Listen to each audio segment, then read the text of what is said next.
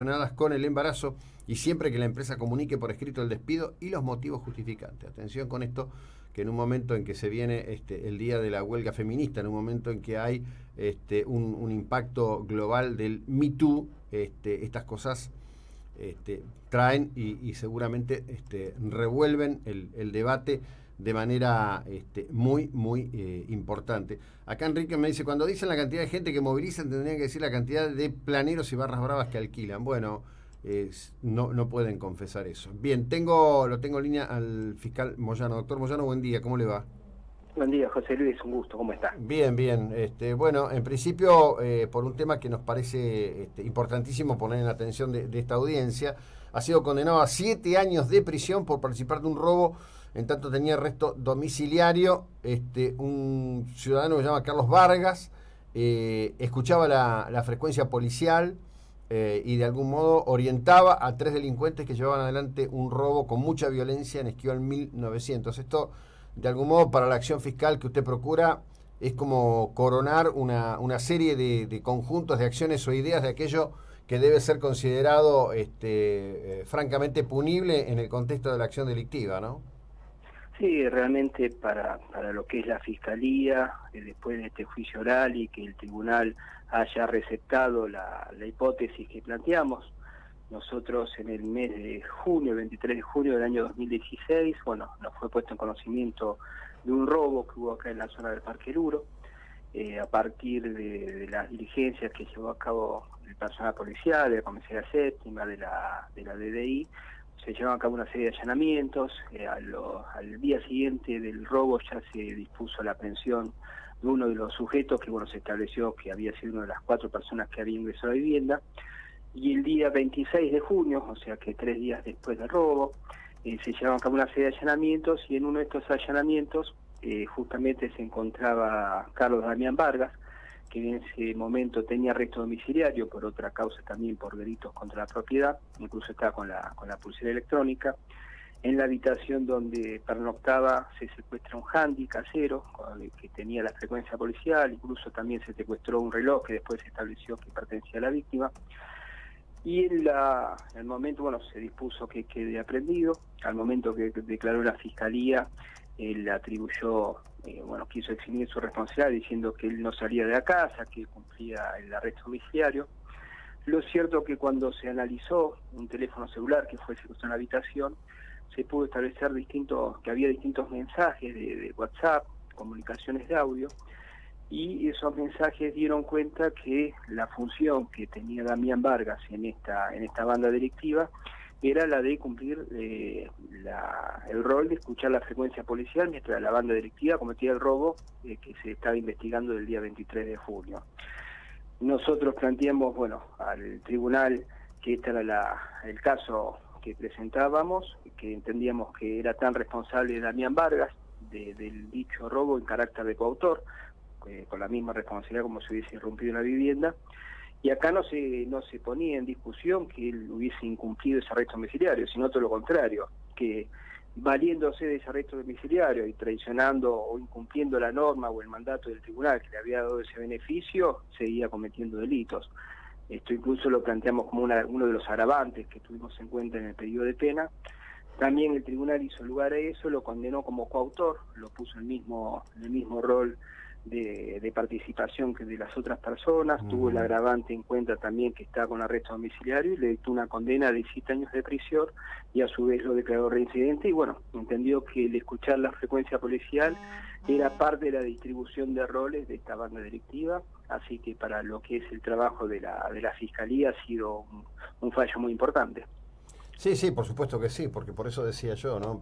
Digamos, esto amplía el universo delictual punible, ¿no? Porque estas cuestiones, hasta que usted desde la Fiscalía comenzó a enfocar este tema, a ver, lo que digo es esto: antes de la acción suya en este sentido, de todo su equipo, más lo que entiendo es el apoyo muy fuerte que usted tiene de la actual conducción de la DDI en esto desde hace ya 3 años como mínimo, esto hubiera quedado circunscripto a la detención de los que intrusaron la casa, ¿verdad?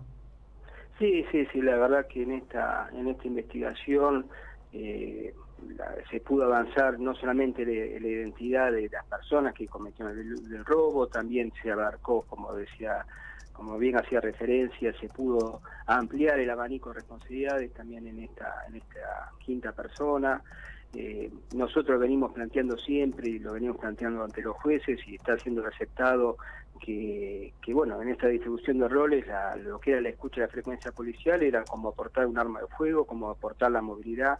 Es una herramienta más de la que se vale la banda delictiva para cometer estos violentos delitos. Claro. Así que sí, la verdad que son todas resoluciones que son importantes para la Fiscalía, y ya vamos teniendo varios precedentes en ese sentido. Ya habíamos tenido unos meses atrás del Tribunal 1 también una resolución que condenó a Malvina Zamudio, que escuchaba la frecuencia policial. Ahora en el mes de abril vamos a tener también un juicio oral en el Tribunal 1, en el cual se va a juzgar a personas que nosotros postulamos que cometió un violento robo también en la zona de jurisdicción de Comisaría Segunda, y bueno, hay una persona de sexo femenino que nosotros la acusamos y le atribuimos también el rol de escuchar la frecuencia policial, o sea que son precedentes que también a nosotros nos sirve para el juicio oral que se va a llevar a cabo en el mes de abril. Bien, entendemos que esto ha abierto un abanico de responsabilidades hacia personas que hasta hace poco tiempo atrás estaban fuera de lo que era el ámbito penal, ¿no? Sí, sí, por supuesto.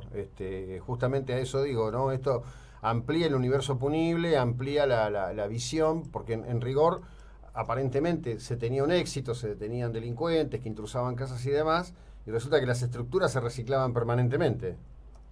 Sí, yo creo que el acierto de la Fiscalía, no por quien está a cargo, sino que esto tiene que ser algo fungible, pero sí el haber concentrado la información en una sola dependencia, ha permitido mostrar toda esta mecánica, todo este lado contrario de la moneda. Nosotros muchas veces la investigación se limitaba a lo que era la detención de las personas, cuando se daban a la fuga o si eran detenidos dentro del interior de la vivienda. Bueno, esto de alguna manera concentrar toda esta información y empezar a vincular los casos y tener solamente la investigación de estas modalidades delictivas ha permitido establecer, bueno, en el caso que vamos a tener ahora en abril, tenemos todo lo previo, tenemos las comunicaciones de cómo se contactaban en los momentos previos al robo, sobre qué zonas iban a cometer delitos, la persona que iba a escuchar la frecuencia policial ya encendía la radio y ya sabía por qué zona iban a estar llevando a cabo los hechos delictivos. Creo que de alguna manera esto ha mostrado el antes, el durante y el después de lo que pasa en la comisión de este tipo de delitos. Sí, claro. Creo que el acierto ha sido acá de disponer la concentración de la información y bueno, después de casi 3 años se empiezan a ver estos resultados, ¿no? De este tipo de condenas, que se haya abarcado y ampliado el abanico de responsabilidades. Así que creo que es importante este tipo de decisiones de política criminal, de poder concentrar información para que se tenga mayor eficacia, ¿no? Que en definitiva lo que la comunidad espera y lo que la comunidad exige de los que llevamos a cabo funciones públicas, tener una mayor eficacia y eficiencia para respuestas ante la comunidad. Sí, ahora, digamos, de todo esto, que es un aprendizaje también, ¿no? También para la Fuerza de Seguridad, en este caso para la DDI, que es la que más interviene en el tema, aunque entiendo que hay apoyo de otros entes policiales, seccionales y demás. El trazado al respecto de estas bandas, ¿no? El origen, por ejemplo, ¿se ha establecido algún mecanismo para entender cómo hacen inteligencia sobre aquello que van a perpetrar? Si roban objetos o si se apoderan de objetos, si se los quedan para uso personal o si se va advirtiendo por dónde está la red que después los recircula, los vende y los transforma en dinero efectivo, sin entrar en detalle, por supuesto, ¿no? Sí, en estos 3 años nos hemos encontrado con distintos casos. Por ejemplo, uno de los casos que están las personas procesadas, con prisión preventiva, estamos esperando ya la fijación de debate oral. Parte de lo que se sustraía, bueno, era parte de pago de quien escuchaba la frecuencia policial. Tenemos casos que gente de Mar del Plata se reunía con gente del Gran Buenos Aires para cometer delitos, por ejemplo en Loma de Zamora, y a su vez esto era retribuido viniendo gente de Loma de Zamora a cometer delitos acá en la ciudad de Mar del Plata. Mayoritariamente los que cometen este tipo de delitos contra la propiedad, estamos ante bandas delictivas que pueden ser robos con personas en su interior, o muchas veces también lo que se denomina escruche, aprovechar que no existían moradores en la casa para ingresar a robar.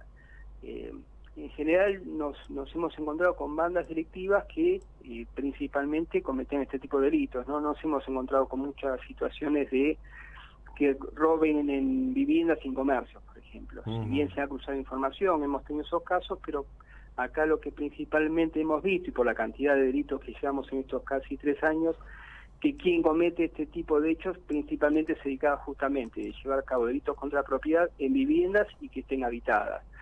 Después, en cuanto a cómo se integraron estas bandas, lo que teníamos en común muchas veces era que compartían quién hacía la escucha de la frecuencia policial. Y creo que esto también lo hemos conversado, también resultaba notorio que quien escuchaba la frecuencia policial mayoritariamente no registraba antecedentes penales, que era justamente lo que le daba también la impunidad de poder ser parte de la ejecución de un delito a muchas cuadras de distancia, sin poner nada en riesgo. Digamos que de alguna manera esto también se puso en evidencia. La mayoría de los casos que hemos tenido de las personas imputadas llevando a cabo esta importante función en las bandas delictivas no registraban antecedentes penales, como sí registraban los que irrumpían en las viviendas. Claro. Bueno, ahora, para cerrar esto, este señor Vargas, que estaba con la tobillera electrónica en su casa, ¿qué condena anterior tenía?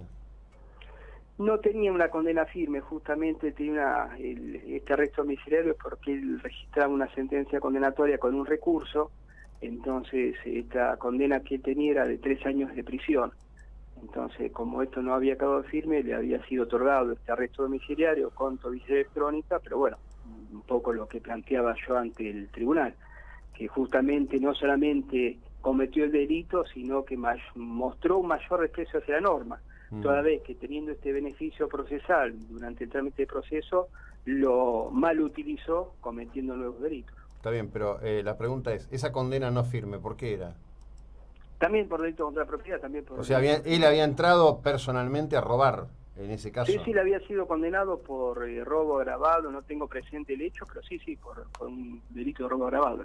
Ahora, robo agravado, ilústrenos, ¿qué implica? ¿Que entraba armado? ¿Estaba armado, tenía un arma en la mano?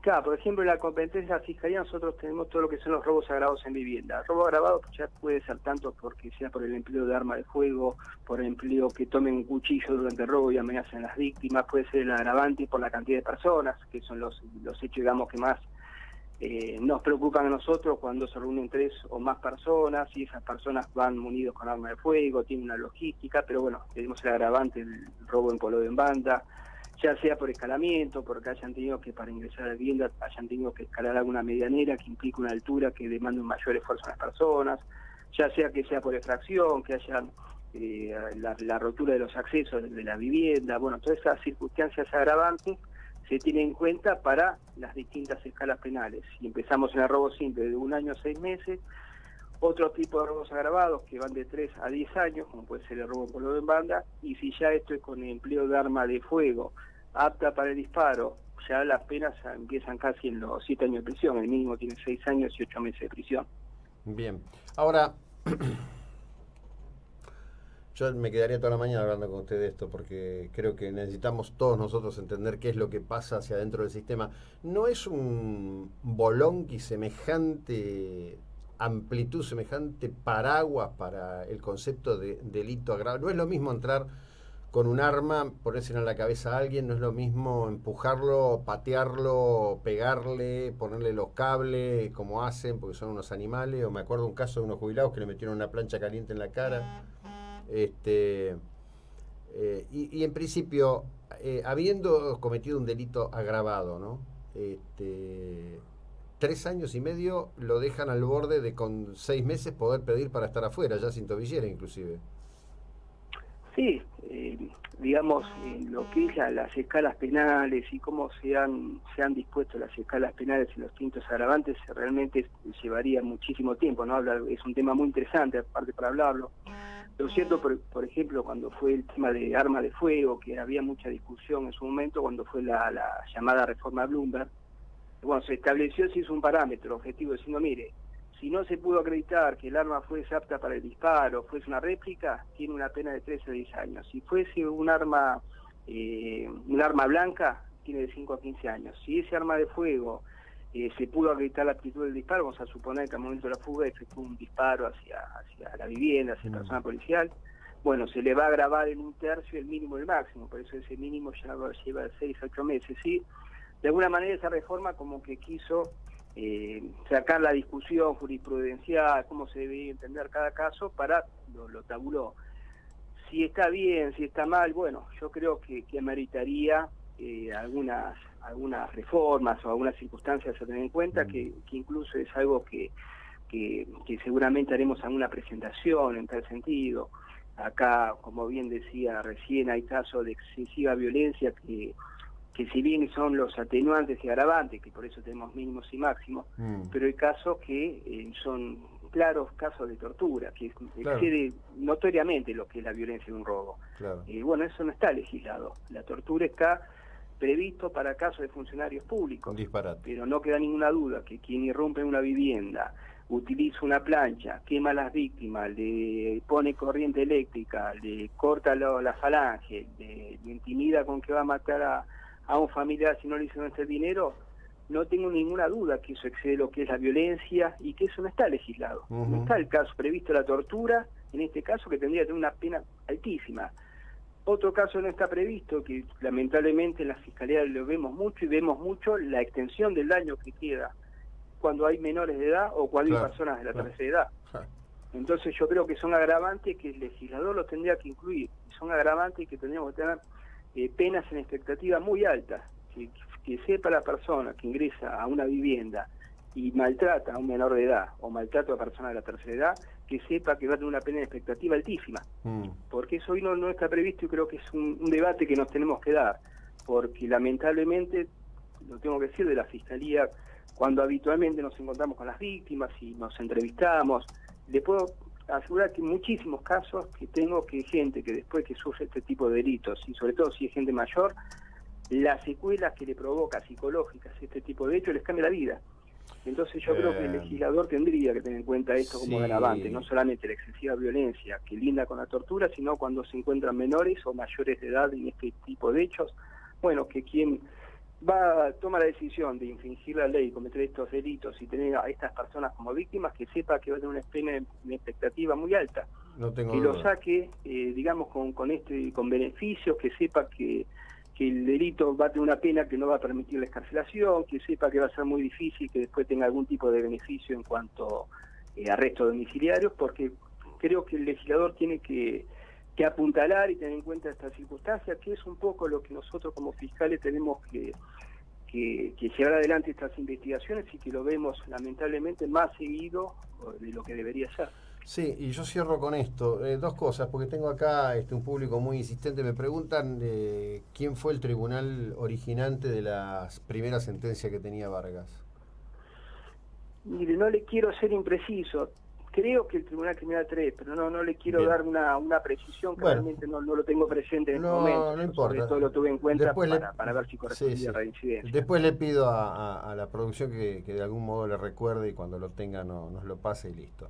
Y cierro con esto. Usted tiene presente que hay un solo caso de pedido de condena por torturas que lo hizo el doctor Moure en un juicio que tuvo que ver justamente con torturas a una familia en Miramar. Sí. El Tribunal Criminal 3 de acá lo condenó por torturas, y después Casación le sacó ese agravante, justamente porque Casación en su momento dijo que no estaba previsto, que esto era previsto solamente para funcionarios públicos. Entonces, bueno, está el precedente, existe el precedente, bueno, estará acá en el legislador hacer las modificaciones para que esto no vuelva a suceder, para que cuando se produzcan estas situaciones, que la norma lo incluya y no haya discusiones, que esto tiene que ser sancionado con la pena correspondiente. Mariano, muchísimas gracias, pero no por la entrevista, por el trabajo que hace que como ciudadanos a pie, creo que son muchos los que están escuchando, nos sintamos mejor, que tenga una buena jornada.